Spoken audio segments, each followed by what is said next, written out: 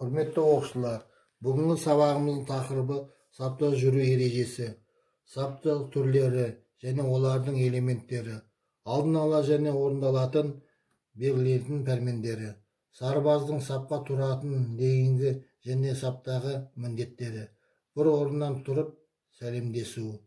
Сабақтың мақсаты: оқушыларға сап элементтерін алдын ала және орындалатын пәрмендері, сарбаздың сапқа тұрар алдында және саптық міндеттері және әскери сәлемдесуге орындағы тұрып жауап беруді үйрету.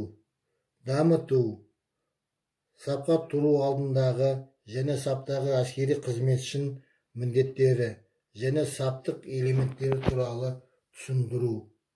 Тәрбиелік: оқушыларды елін, жерін сүюге, жинақтылыққа, ептілікке, батылдыққа тәрбиелеу. Сап және оның элементтері. Сап әскери қызметшілердің, бөлімшелердің және бөлімдердің жарғымен белгіленген өзара іс-қимылы, жасалуы үшін жаяу тәртіпті орналасуы.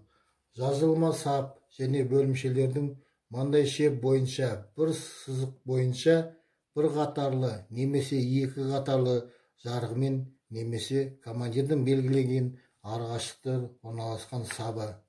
Жорық сабы бөлімше лек немесе бөлімшелердің лектеріне бір қатарлы белгіленген арақашықтық орналасқан сабы.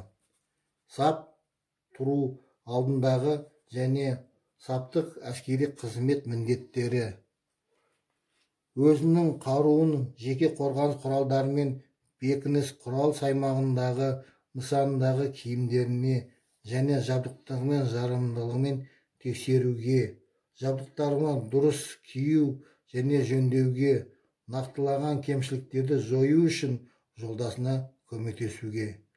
Саптан өз орнын білуге, оған жылдам және тез тұруға, қозғалыс кезінде белгіленген арақашықтықты сақтауға, қауіпсіздік талаптарын орындауға, саптан рұқсатсыз шықпауға, саптан рұқсатсыз сөйлеуге, темекі тартуға, командирінің бұйрықтары мен пәрмендерін ықылас назар аударуына, жылдам және нақты басқарға бөгет жасамауға, орындауға, бұйрықтарын, пәрмендерін бұрмаламай қатты және нақты өткізуге міндетті.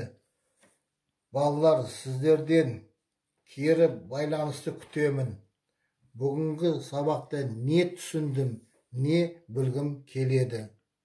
Үй тапсырмасы: сап элементтерін жаттау. Саптық басқару қалай орындалады? Сарбаздың сапқа тұрар алдындағы және саптық міндетін жаттау. Сәлемдесуге орнынан тұрып қалай жауап береді? Білім алушылар, назарларыңа рахмет.